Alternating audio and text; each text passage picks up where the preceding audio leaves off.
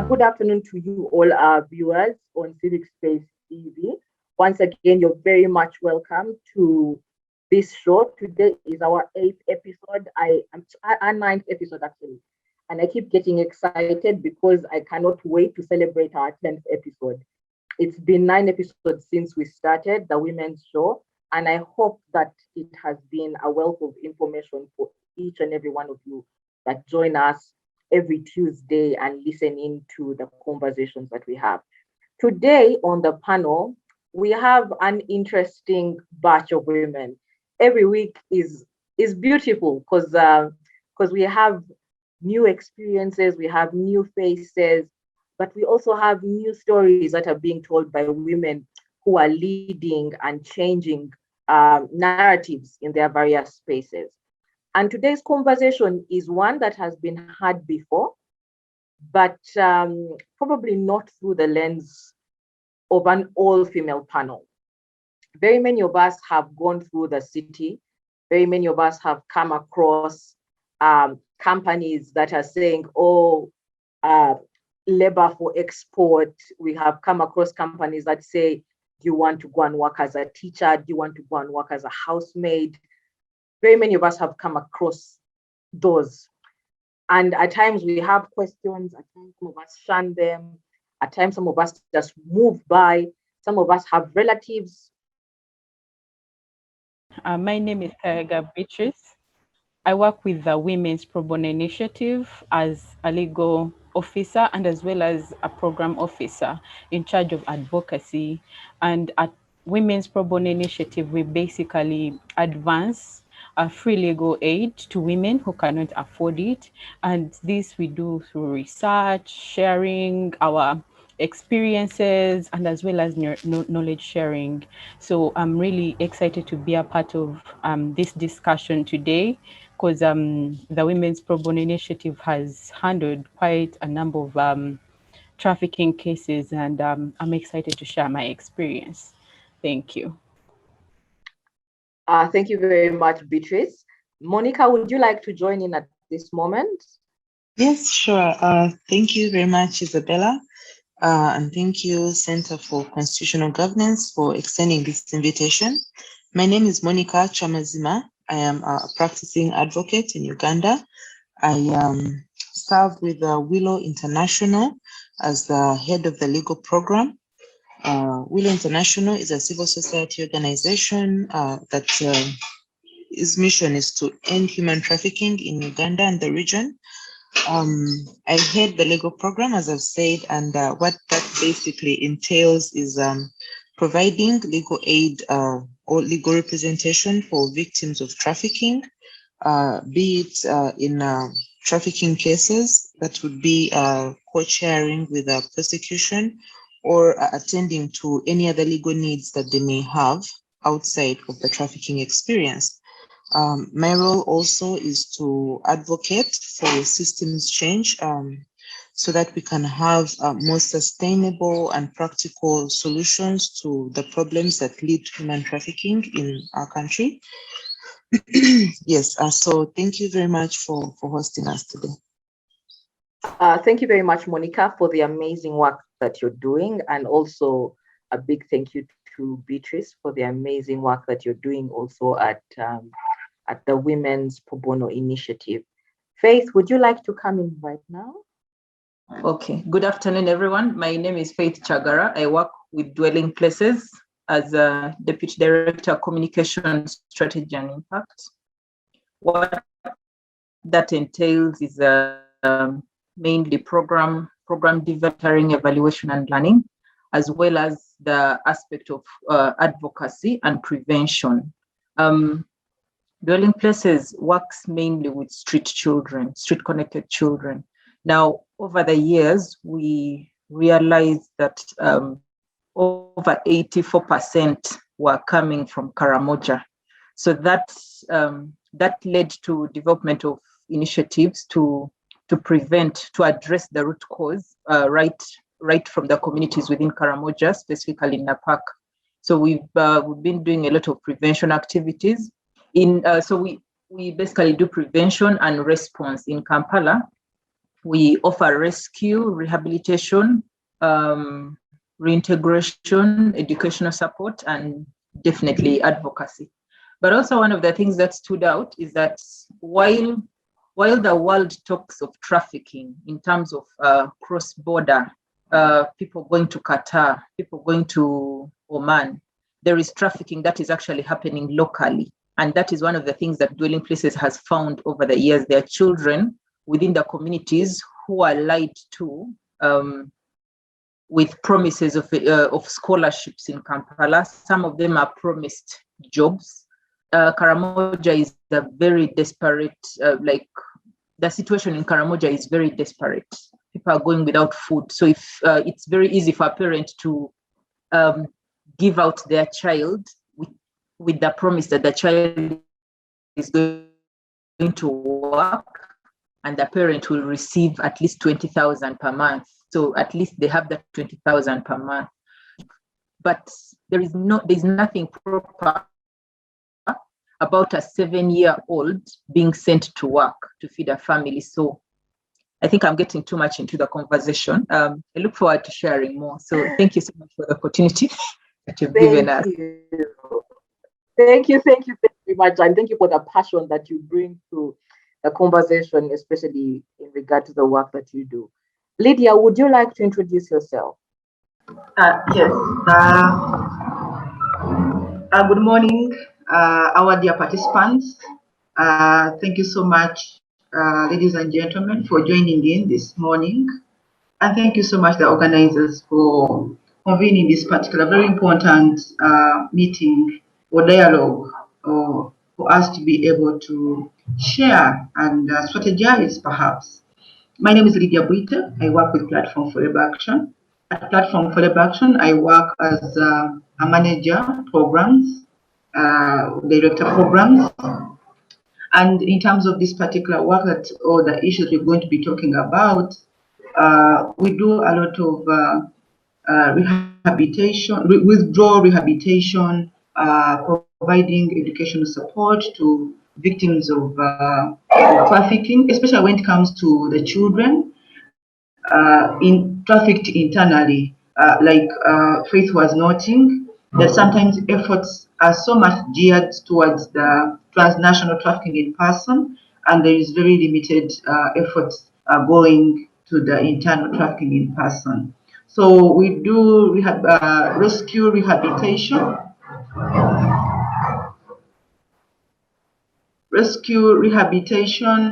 providing economic support to the families, educational support, and any other. And also we provide legal support in terms of representation if there are civil cases, because sometimes a case can have both a criminal element but also civil element. So we do legal representation, but also work with the office of the ODPP to support these victims through the legal processes. So in brief, we also do a lot of awareness raising as well.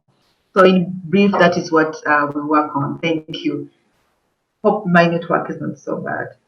Thank you very much, Lydia. And maybe, no, thank you very much, Lydia. And you and Faith jumped into the conversation, of course, I know out of passion, and of course the aspect of trafficking came in. And maybe at this time, I'd like to broadly give us the context of what does trafficking entail?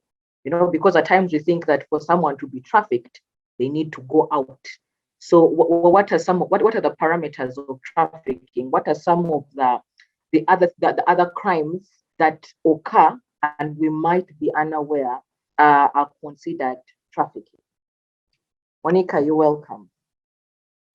I'm sorry, could you just say that again? It kept cutting. Can you hear me? Yes, Hello? I can hear you.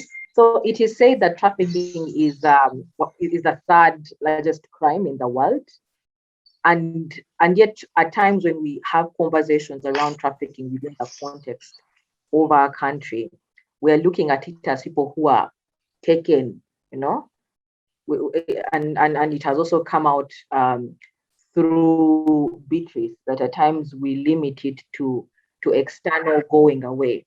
And so what is trafficking? For anyone who is listening to this show, what crimes, or what are some of the acts that we would put under that label of trafficking? Because at times some of us might be guilty of actually trafficking people. Yes. Yes, thank you very much for repeating that for me. So basically, legally speaking, trafficking is the recruitment, harboring, transfer, or receiving of a person by means of fraud, use of force, deception, coercion, abduction, for the purposes of exploitation. So what that means is that it is basically procuring the services of a person for the purpose of exploitation. And exploitation takes various forms. That's what Faith was talking about. Usually when we talk about trafficking, we think of people going to the Gulf states for work. But actually trafficking is much more than that. There are so many ways in which a person can be exploited. Some of them are, of course, sexual exploitation, forced or child marriage, forced labor, harmful child labor, slavery or acts similar to servitude, human sacrifice, removal of body organs for purposes of witchcraft and other occult purposes. Prostitution could be a form of trafficking, sexual tourism, debt bondage, that is one that is quite common. And Faith has mentioned street begging, and many others. There's forced surrogacy, organ trafficking, recruiting people for purposes of organ harvest. There are so many forms of trafficking, and the list is endless. It's an evolving crime, generally speaking, because, for example, about 5 years ago, issues like forced surrogacy were unheard of. Surrogacy itself is quite a new concept in some jurisdictions. But now we see many young women being recruited and groomed for, something akin to a baby farm, I would say. Yes. So generally, the test to determine what would amount to trafficking, I would say, is whether there exists an exploitative situation. Actually, many times, yes, we talk about labor export as a form of trafficking, but actually, labor migration and labor export in themselves as concepts do not have any problem. It is okay to migrate to another place seeking work. It is something that has been done for very many years. But perhaps the challenge and why so many people view that as exploitative and therefore trafficking is that it takes the limelight. When we get like media stories talking about usually they are girls, but also boys are affected by this, boys and men. Girls who go abroad to find work and end up either in exploitative situations, or they find themselves forced to engage in sexual acts, are debt bonded. Those sort of take the limelight. But actually, in terms of statistics, domestic trafficking, things like forced begging, forced labor here, domestic servitude are more rampant. They take up a larger portion in terms of statistics of what entails trafficking. So another thing that many people think of when they think of trafficking is they think of movement, transportation. So when something happens to, say, a young woman or a young man within, say, their neighborhood, it does not necessarily click as to be trafficking. For instance, in Kampala, there are some areas where brothels are run, and the people who service the clientele in those brothels are usually young girls from within the neighborhoods, especially in the slum areas. So you can see that there has been no transportation. The girls are being exploited exactly within their home area or where they live. And so transportation does not necessarily have to be an ingredient for it to amount to trafficking. Likewise, for example, where you have a forced marriage or a forced arranged marriage or child marriage, you'll find that many times it is not something that involves transportation, but it does involve a transfer in the sense that someone is moving from one, the control of a person is moving from one person to another person. In this case, from, say, the parents or guardians to the prospective spouse. So trafficking, basically, that's what it is. And in trying to determine whether a situation is trafficking, as opposed to, say, a labor dispute or a contractual dispute, as would be the case in many external employment contracts, we have to look at the issue of exploitation and how much power and control the alleged perpetrator has over the purported victim. Is the victim, the person we are viewing as a victim, in a state of exploitation that they cannot get out of their own volition? So, for example, if I'm working in a home as a domestic worker, and my employer has my passport or my ID or does not pay me my salary in terms of cash, I am not able to leave, and therefore it could be viewed as an exploitative situation of which I have no power over. If a victim has the capability or the authority to say, I want out of this situation, and they're able to actually take steps to leave of their own volition, then perhaps it may be some other form of dispute. But if there's so much power and control exercised over that victim, movement is restricted, and the decisions they make must be, passed through another person, then that could be human trafficking. Thank you. Thank you very much, Monica, for such an elaborate response on what trafficking entails. And at this time, I will bring in Lydia. And I know that Platform for Labor Action, like you said, has a component of child labor and child trafficking. And recently we had this situation in Muyenga, the situation where there was an alleged NGO, yes, that was grooming girls for, yeah, quite a disturbing story. But one of the questions, a lot of questions are raised as a result of that, the Muyenga scandal. One is on regulation of civil society organizations, but also regulations on regulations that protect citizens from being trafficked. So in your opinion, what are the regulations adequate? Is the framework adequate? What are the loopholes that we are dealing with in this trafficking conversation within the context of Uganda? Thank you so much, Isabella, for that question. Also, thank you, Monica, for giving us a foundation upon which to build this particular discussion today. Going back to the question that has been posed to me and the example given that we have been having in the media where we see girls. Now, is the legal framework, do we have enough legal framework to regulate, first of all, the civil society organizations as the service providers in this case, but also to combat the vice of trafficking itself? I'll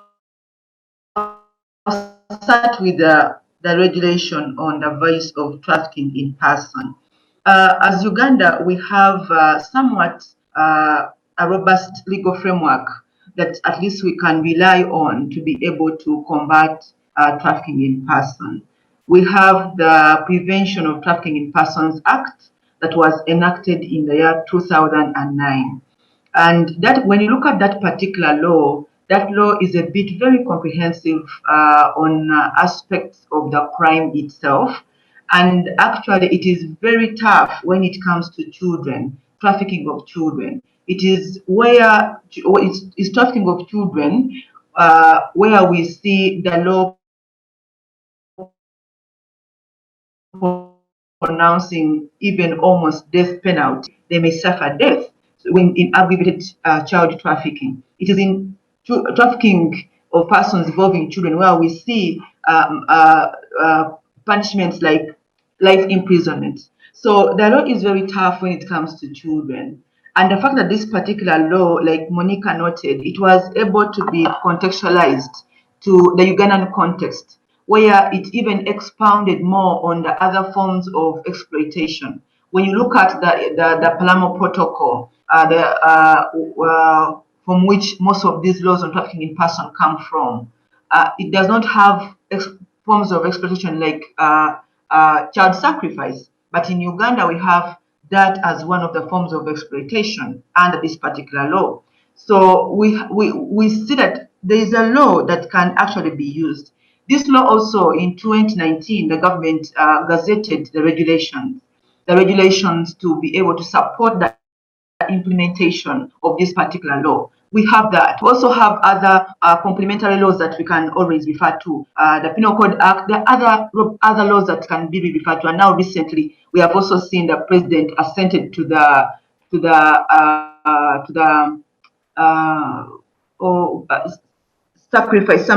something sacrifice bill into law. So we are having now sort of like a robust legal framework within to operate and try to combat the vice of trafficking in person in Uganda. Now, the challenge there that we have is the whole issue of awareness amongst the population, and even awareness amongst the would-be or the vulnerable population. When you look at the scenario you have given, you could clearly see that these parents have not yet understood what entails in crimes of trafficking in person. They have not yet understood even the impact of the vice itself on the children. And therefore, they are short-sighted. They are looking at this particular NGO or individual as a God-sent person without looking beyond.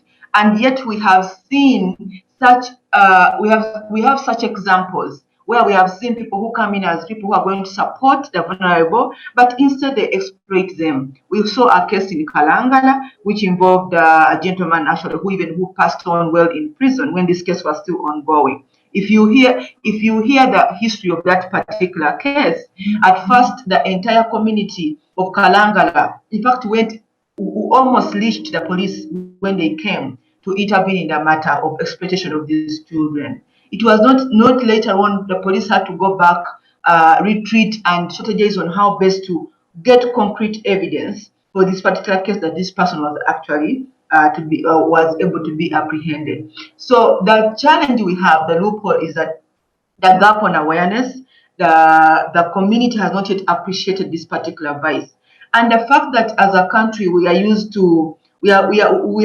getting used to living on handouts, and we know that levels have increased over the years. They just keep on increasing. Yes, we saw a downward graph, but later on in 2017 we saw again poverty raising. So because of poverty, when people come up in the disguise of supporting, the community is willing to open up. But the other thing beyond awareness is the enforcement.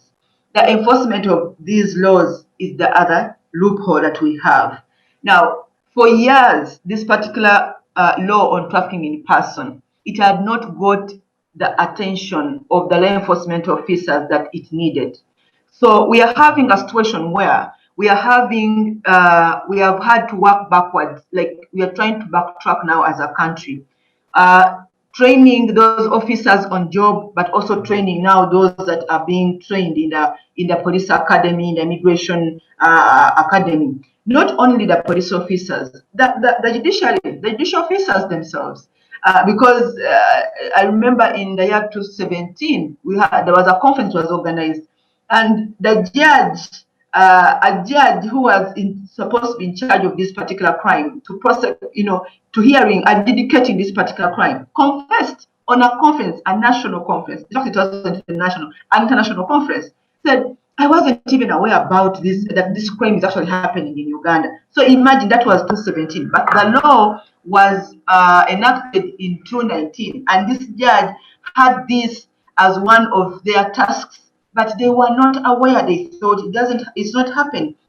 So we are sort of like working backwards in terms of trying to get the enforcement officers, the prosecutors, the judiciary to appreciate the crime itself and how to prosecute it, how to adjudicate upon it, and how to investigate it. So a lot of efforts, of course, is going in there. So that is where the loopholes have been. So going back to, in terms of the laws on that regulate us as service providers, CSOs that supplement government efforts. I'll start with where the loophole is. Because the government is unable to comprehensively provide services for these victims. So as CSOs, we come in to supplement these particular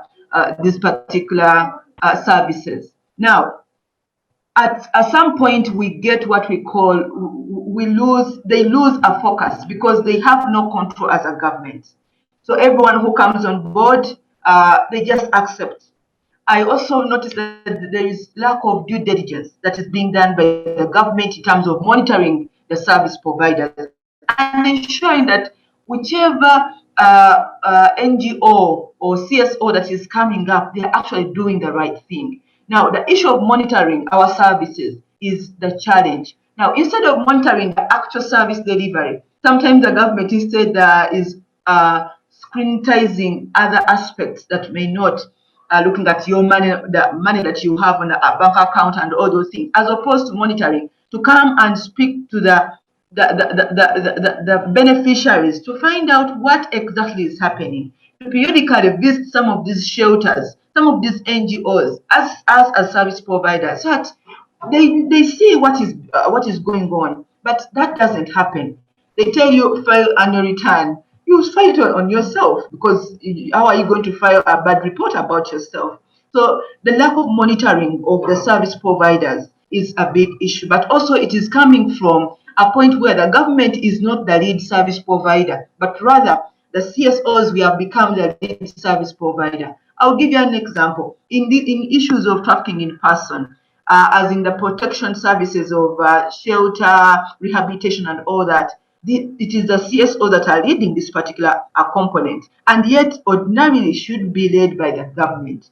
So once it's led by the government, it means that there will be enough regulation, enough monitoring to ensure that the services that are being given out are quality, to ensure that the people involved are not instead being exploited. So that is where we have the challenge in terms of, but do we have guidelines and regulations on how does someone register an NGO? Yes, we have the law. The NGO Act is there. You can also use the Company Act, where you can first register as a company limited by guarantee, and then you can then register with the NGO board. So those legal framework is there, but it's the monitoring aspect, and also government taking a backseat in service provision. Thank you very much, Lydia, for elaborating on the framework. So a few days ago, the Women's Probono Initiative hosted a tweet chat, and the topic was around victim participation in achieving justice. And so bringing in Beatrice within the context of trafficking that Monica gave, and what Lydia has just submitted on. Give us your experiences, especially as an institution that does pro bono work for women. around them seeking justice in light of having been trafficked. Beatrice? Okay. Thank you so much, Monica and Lydia, for laying such a good foundation to the discussion. However, Women Pro Bono has, as an organization, has been providing free legal services to victims of trafficking. These victims, what we should note is that most of them have been the ones who have been recruited by labor exploitation agencies. And just like Monica had elaborated earlier on, we came to discover that these women consent to go and work abroad and work in the United Arab Emirates, but at what stage do we say that these women have been trafficked? We found out that these women, once they reach their destination, their employees usually confiscate their documents, their travel documents, their passports, and once she opts to leave the employment, basically the employee usually tells them that you cannot leave because I've already paid all the money for your services and therefore you belong to me. And that is at that point, that's when we realize that these women are being trafficked. Why? They have no control over their movements, and most of them end up dying in those countries. And when it comes to accessing justice, it's usually the parents to these victims that approach the Women's Pro Bono for support so that their children or their daughters can be repatriated back to the country. And the biggest loophole that we discovered was that the embassies placed in those countries usually provide no support to the victims at all. When it comes to victim identification, when it comes to repatriation, you find that even some companies request the families to pay money to have their daughter or the victim of trafficking repatriated back to the country. But yet this is a state obligation. The state has the obligation to ensure that all forms of violence against women are combated in one way or the other. And through extending help in form of repatriation, they are helping to prevent victims from violence that they experience. When it comes to access to justice, well, most of these ladies are usually indigent, and they don't actually have the funds to go to court. And in the process, we discovered that these companies that recruit them actually end up victimizing them through wanting to sue them for breach of contract. Yes, these ladies sign a standard contract that applies to them when they can leave work and for how long. But this standard contract says 5 years for someone to work until they can leave their kind of work that they are doing. So usually this leads to victimization of women. A woman cannot, on her own volition, decide to leave the work. Why? Because the company literally owns her. And therefore, when we go to court, one of the cases that we worked on is basically the one of Namubiru Justine. This lady died when she had been exported for labor. And one of the major things that we asked for, one of the major orders that we sought from court was to have a primary law that governs recruitment agencies, because most of them are fraudulent and they are owned by the big people in our government. And so when you go after them, it becomes quite hard. And so the need for a law to regulate actually the recruitment agencies that are already in place. Yes, we have a regulation, but the regulation is not as strong as a law, the primary law that actually governs them. The employment the Employment Act, that is the regulation, recruitment of Ugandan migrant workers abroad, actually just provides for guidelines or just regulates how labor companies can recruit recruit labor rather than placing obligations and duties to all these people.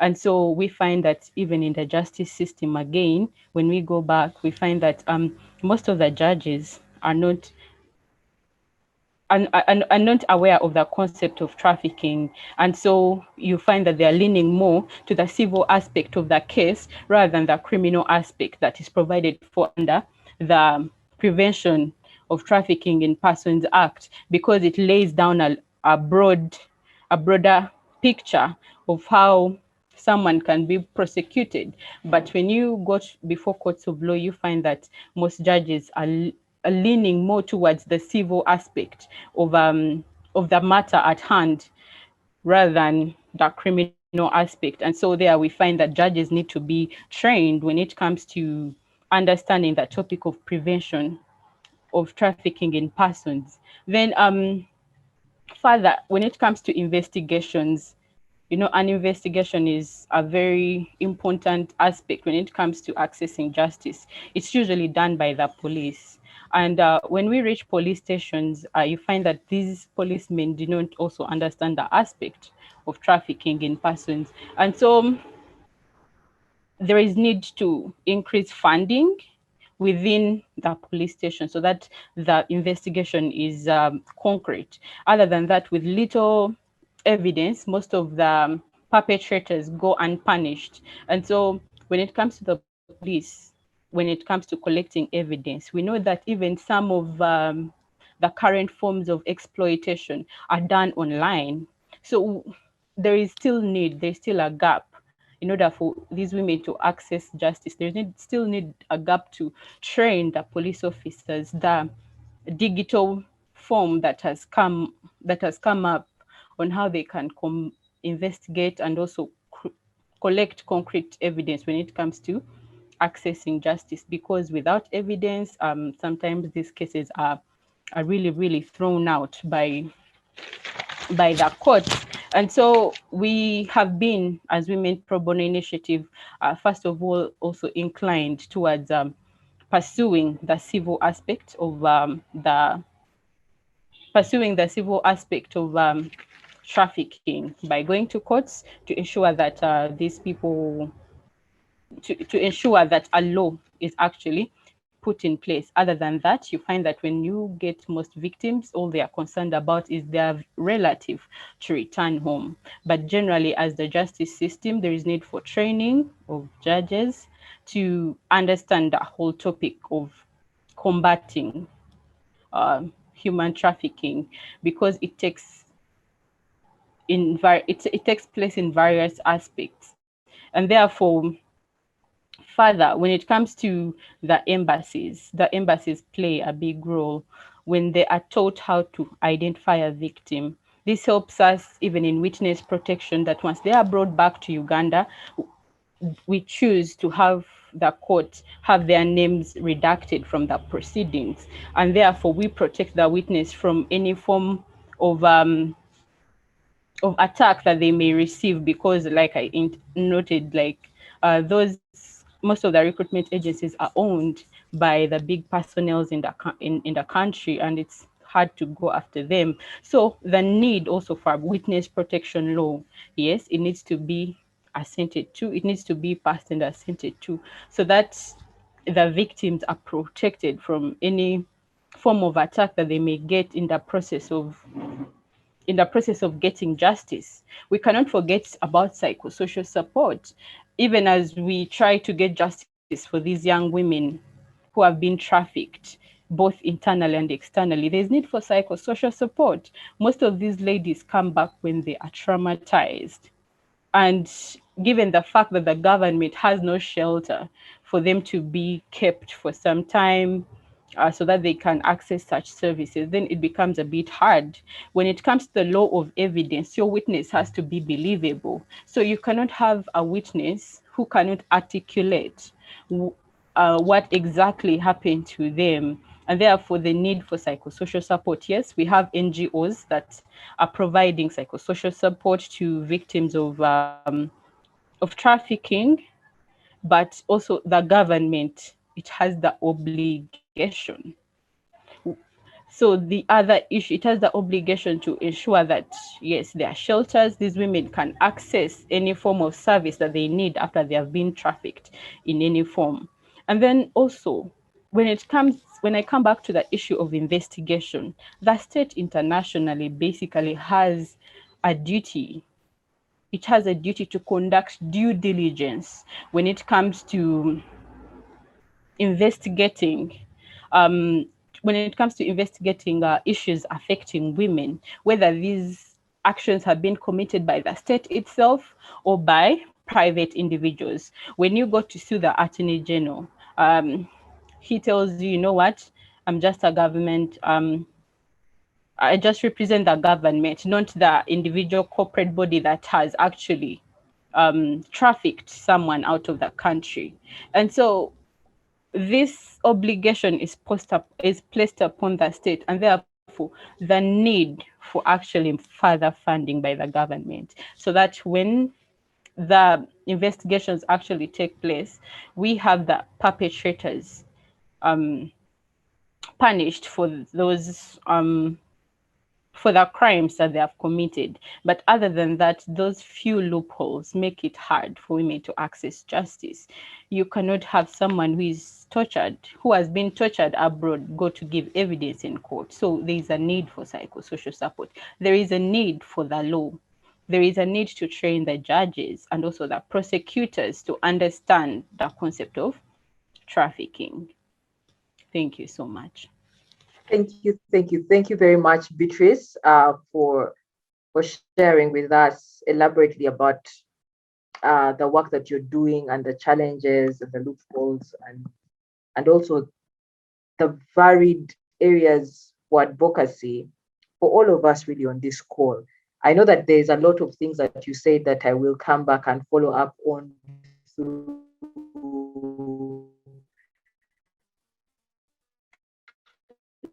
Lydia and Monica in the next round. But at this time, I'm going to bring in Faith Chagara. And you work at an institution that you stated offers support, a lot of support to victims. I know some of those stories are harrowing, and I hope that you can be able to share with us some of these stories, because at times when we tell stories, the picture is more visible. And you know, for all of you on the call, it's the work that you do is work that I celebrate a lot. I remember a time that I was traveling back to the country, and I met a woman at one of the airports who kept telling me, "Tutu se Kampala, Tutu se Entebbe." And you know, at first I looked and I was like, "But this can't be Entebbe," you know. And every time I said no, we haven't reached.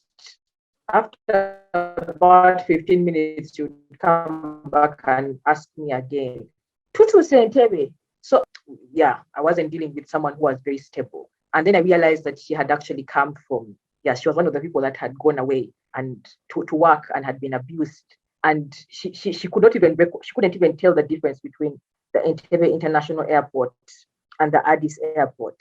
And so for people like Faith and the work that you're doing heavily with supporting victims like that, yes, please share with us your experiences also, but also there's been a lot from what Beatrice has said about the loopholes within the state, the fact that we do not have shelters for these women, the fact that we do not have structured psychosocial support that is given by the state for these women. Please tell us what you're doing as an institution, but also what are some of the challenges that you're facing even as you do your work? Thank you. Thank you very much. And I would like to appreciate my previous colleagues for throwing so much light on the entire area of human trafficking. like I said earlier, we work with street connected children, and we realized that majority of them were actually victims of trafficking. Now, in our area of work, the trafficking victims we're interfacing with are children from very desperate backgrounds. Majority of them are from Karamoja. We've interfaced with a few children from the central who are coming to Kampala for work, but like Monica explained, the employer has so much power over them that they do not even have a say in when they want to leave or not. So most times they will just end up escaping and ending up in police custody. Then police would refer them to us. Now, for the Karamoja victims, it's I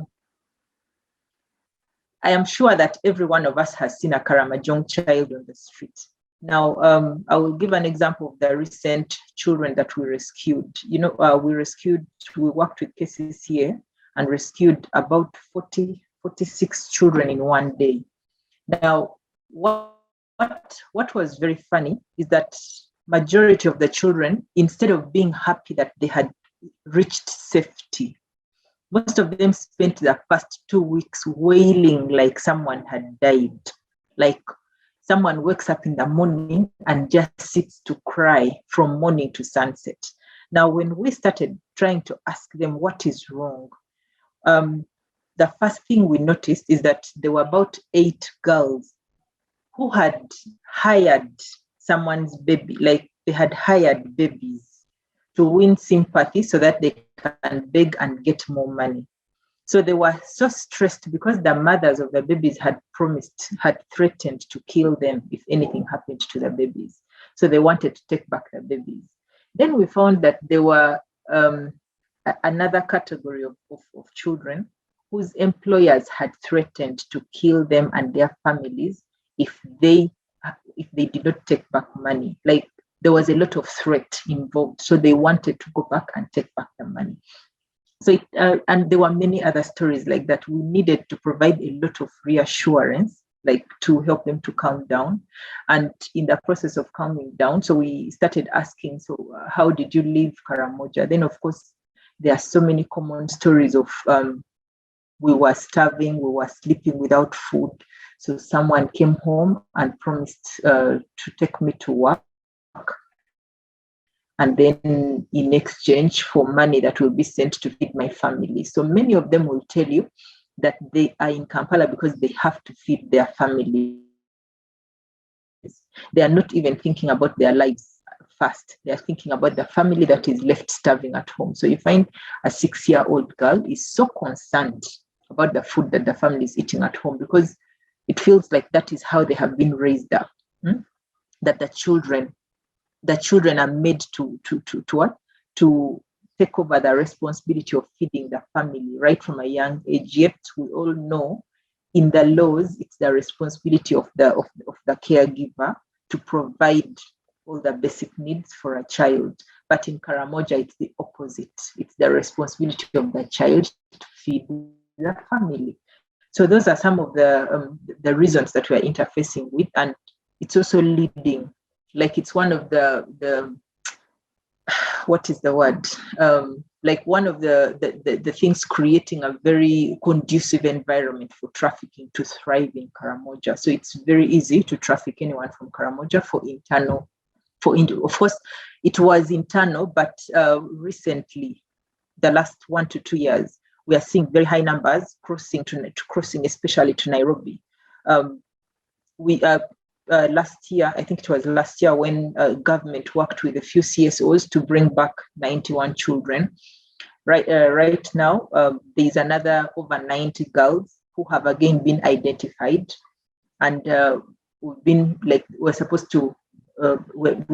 trying to get in conversations with government to bring them back to the country as well.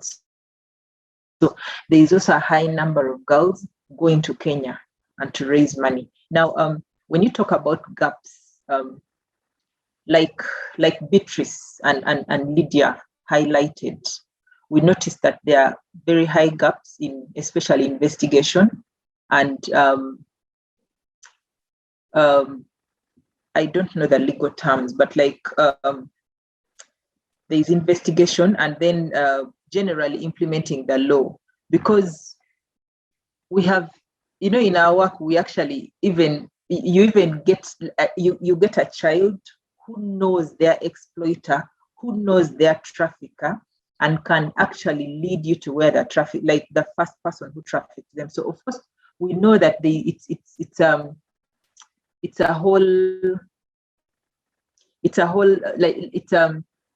a team of people who are working together. There's someone heading it somewhere else, but we can go to the immediate person if our police had the investigative skills. At least they would get that information and follow the lead. But there are so many times when we have reported to police, and the person will be arrested, and next thing you hear, oh, this person bailed themselves at only 50,000. Like someone who was trafficking a number of children has managed to bail themselves at only 50,000. So some of those we do not have a number of legal entities. Right now we have an MOU with Makerere School of Law. They have a program called PILAC. They are offering legal aid, Probono legal aid services. So we've partnered with the police to investigate and find out any information that honestly should help. But then we find that there is still a gap in generally enforcing that law. In Karamoja, there is at least a little more energy being put in identifying and prosecuting those cases, but still the highest charge we've got is 2 years for a victim who was caught red-handed with a vehicle full of children, trafficking them to Kampala. So the highest,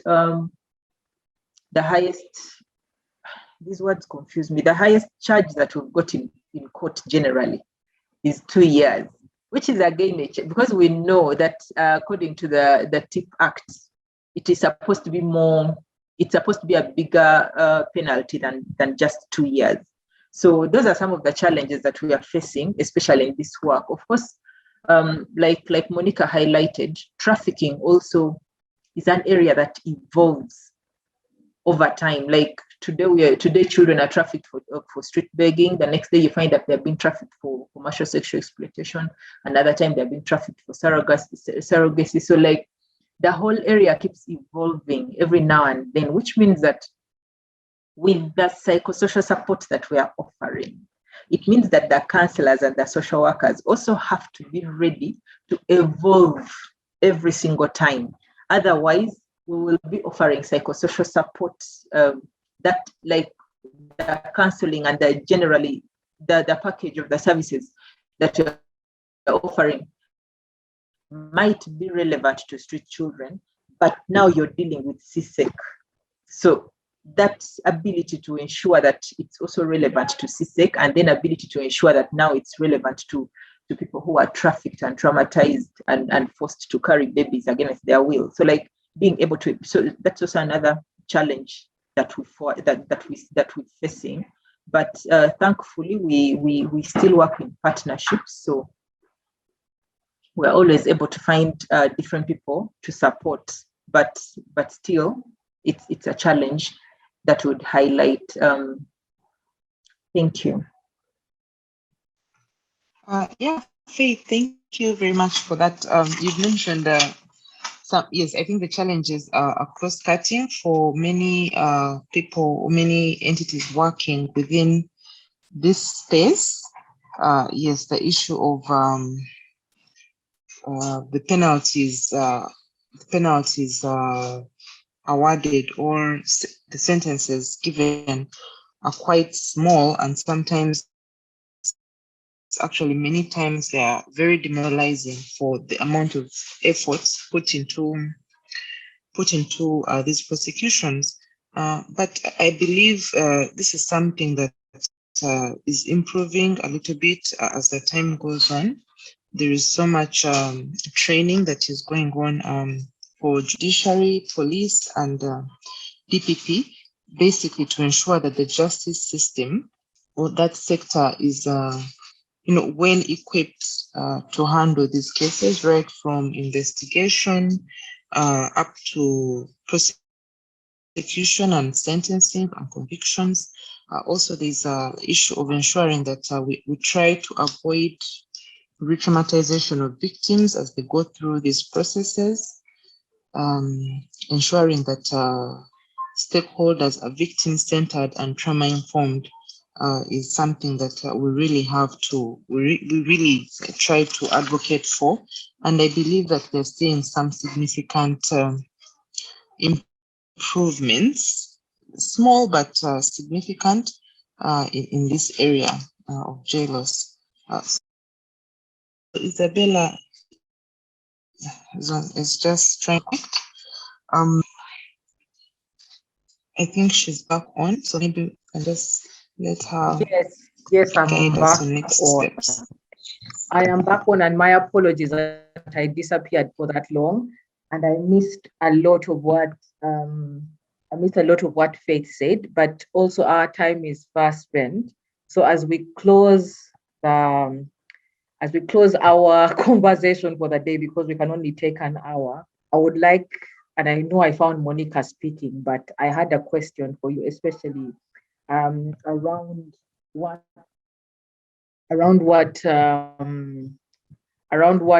just a moment. I have a question in regard to what was said by Beatrice and also what was said by Lydia. So Lydia painted a picture of a supportive legal framework in the country, and yet Beatrice came in and stated that regulations were not enough, and Beatrice went ahead to say that it was important to have a law, but also in her submissions, she suggested that a lot of the cartels involved in trafficking, away from the internal trafficking, are very well connected people.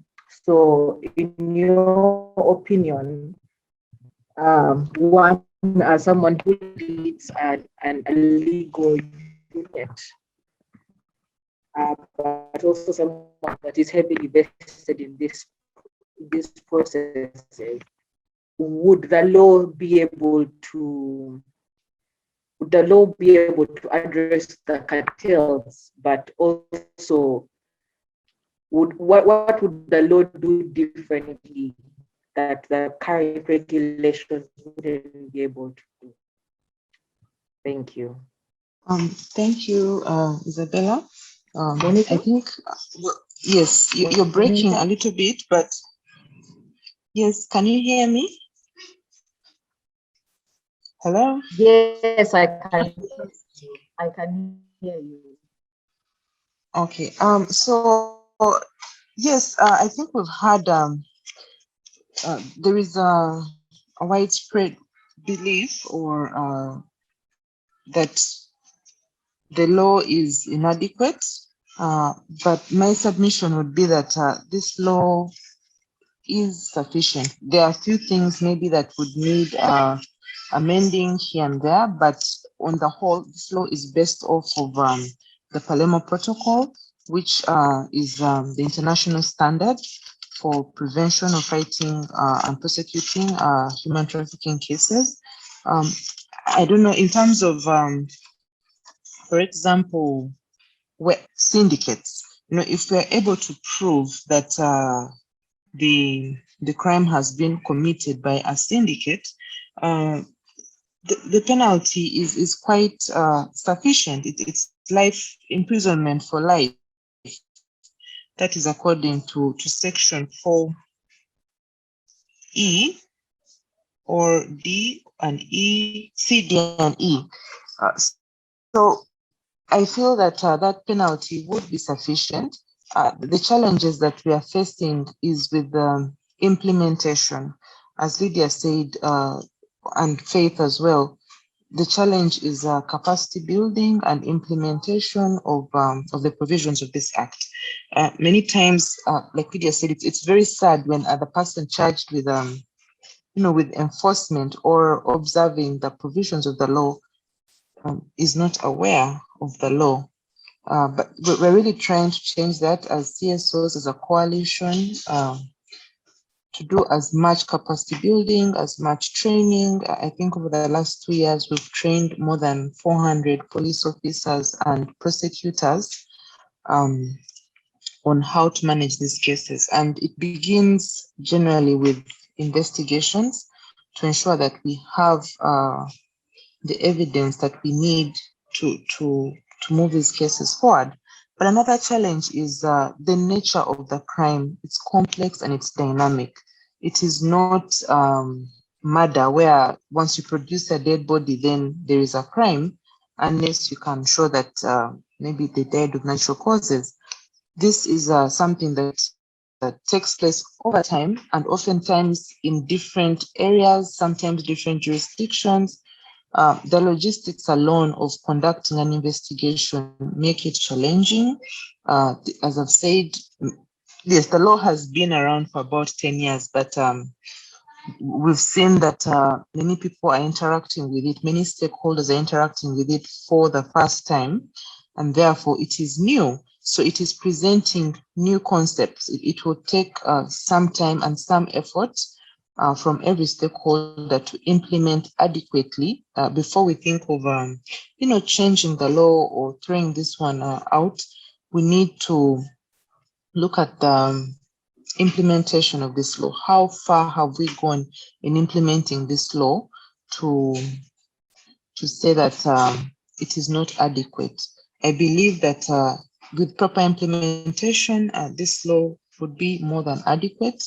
There are a few things in there that I would say maybe are not stringent enough, but overall, I mean, the penalty for trafficking is a prison term of up to 15 years. There's even a death penalty in there. There are very new concepts. Corporations can be legally held responsible in criminal law for the actions against victims of trafficking. That is also a new concept, and I believe it is a very forward-looking act. I believe that with proper implementation, we would be able to achieve some substantial results. As far as syndicates are concerned and people in high places are being complicit, those are all aspects that are covered under Section 4 of the Act, whereby, for example, if the offense is committed by a public officer or the person is a person of authority, it becomes aggravated trafficking, attracting a life imprisonment sentence. So I think it is more about how do we present these cases, how do we collect evidence and present our prosecution cases to see that we get the best possible result. Of course, there are very many challenges surrounding that. The time itself, the time it takes to get a case through the court system is very discouraging, especially for victims who have been highly traumatized. Most of the time, they would prefer to know they've already gotten out of a bad situation, reliving it over and over again through testimonies, statement taking, takes a toll on them. If we could have a fast-tracked process, perhaps maybe a special court that would look at issues of traffic, that would handle issues of trafficking so that the re-traumatization is minimized. This would encourage more victims to participate in these processes. We also need to have more victim-friendly approaches to handling these cases, because many times the challenge is victims, they lose interest in the case, either because of the court backlog, the endless adjournments. There are so many things in there, the way they are treated in court. All those things really affect how these cases go. And you know that when we don't have successful prosecutions or a substantial number of successful prosecutions, we are going to bring into doubt the implementation of the law, because at the end of the day, that is the climax. That is the climax for any law. How effective is it in deterring the actions for which it was put in place to deter? When we don't have convictions, then people run wild. They know that there is no substantial repercussion to being charged or convicted of trafficking. And so I believe that that is one of the biggest issues that we have. Yeah. Isabella, back to you. Thank you very much. Thank you very much for finalizing with us.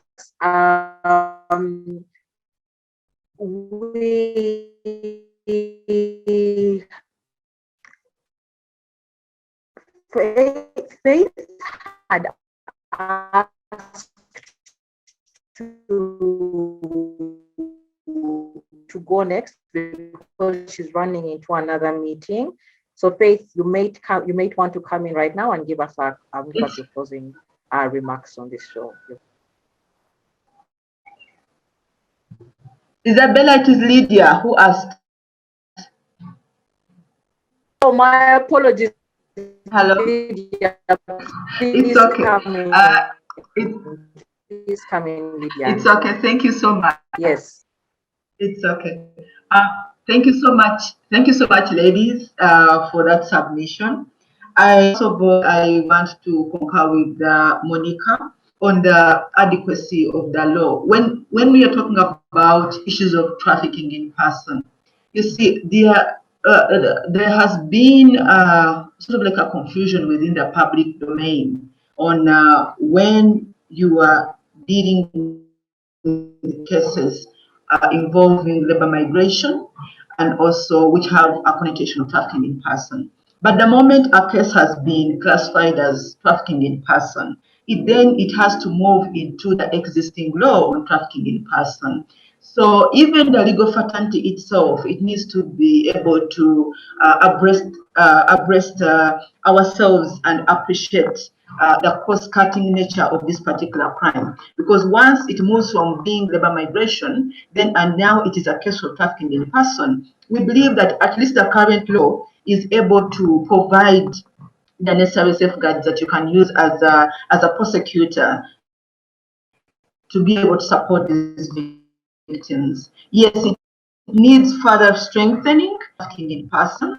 I think it is a bit elaborate, because if the case is moving away from being a labor migration issue, which is civil, to now being a criminal aspect, which is trafficking in person, ideally you change the guns to use the other law. But also I just wanted to note about something. The whole issue of political will. The political will to have this crime to go away, it is a very big component of this particular conversation, because like I think Beatrice noted that the people involved in this crime or syndicate of trafficking in person are in most cases they are well placed. Not only because they are well placed, but we know that generally the crime of trafficking in person is actually a very rich crime. It is amount billion-dollar crime. So they can always find their way to compromise government officials. When you look at the report that was produced by the International Bar Association on corruption, public official corruption vis-a-vis trafficking in person, you really see that it's because of corruption that actually leads to commission and omissions of public crime of trafficking in person. So the political will to combat this vice is very important, and we need to seek for it. We need to will to come in to enforce the law to combat the crime, because where there is political will, I tell you, everything moves. When the government says there is no one who enters Kampala, I'm telling you they will ensure that no one enters Kampala. So even such crimes also need political will at the end of the day around it. I also just wanted to note something as I close, something around the issues of labor migration. And I want always to say this at the different forums that we go to, because we know that labor migration is involving a lot of young people, especially the young female so much. Now, the issue of labor migration, ladies and gentlemen that are listening, watching on this call today, is we need to look at labor migration as a fact of life. Once we look at labor migration as a fact of life, we are not going to look at it as a problem. Because when you're addressing a problem, you address a problem to take it away. But when you're addressing a fact of life that's experiencing challenges, you address it in a manner that you want to manage it effectively, so that at the end of the day, you are able to enjoy whatever that fact of life brings about. So migration being a fact of life, I always tell myself that I'm a migrant within my own country, because I migrated. Now I work in a central region. So maybe the other day I will be in the western region, maybe the other day I will be in the northern region. So migration is a fact of life, and because it's a fact of life, if I'm migrating for labor per se, it is because of a certain fact of life in me that has actually made me to go. What we should be looking at now is how we streamline the sector, and this calls for all of us to participate in it. But how do we participate? By participating in it, that at all the 4 layers of migration, all the 4 stages of migration, these young people are actually protected. The pre-migration stage, the migration stage itself, the arrival stage, and the return stage. So once all of us are looking at those stages effectively, and we are contributing effectively and comprehensively, it means that we'll be able to manage this particular aspect. That instead of people ending up into exploitative forms of work, they will instead be protected. And in so doing, actually, we'll be contributing to combating the vice of trafficking in person in the country. Because as a country, we've seen that even internally here, the young people that are okay, I'm not sure what has happened. I'm not sure what has happened to Lydia. Lydia, are you still here with us? Lydia? I apologize. Somehow I went off a bit, but I was just noting that even internally here, the young people that are recruited to come and work as domestic workers in our homes, how are we treating them? How is the system protecting them? Because some of them are actually victims of trafficking in person. So we need to look at migration as a factor of life, both internally but also externally. So whatever that we'll be coming up with, whatever strategies that we'll be coming up with, they will actually be looking at protecting these young people. Thank you so much once again for attending this particular webinar, and I look forward to engaging with you more. Thank you. Okay, thank you Back to very you. much, Back to you, Isabella. Lydia. Thank you, Lydia.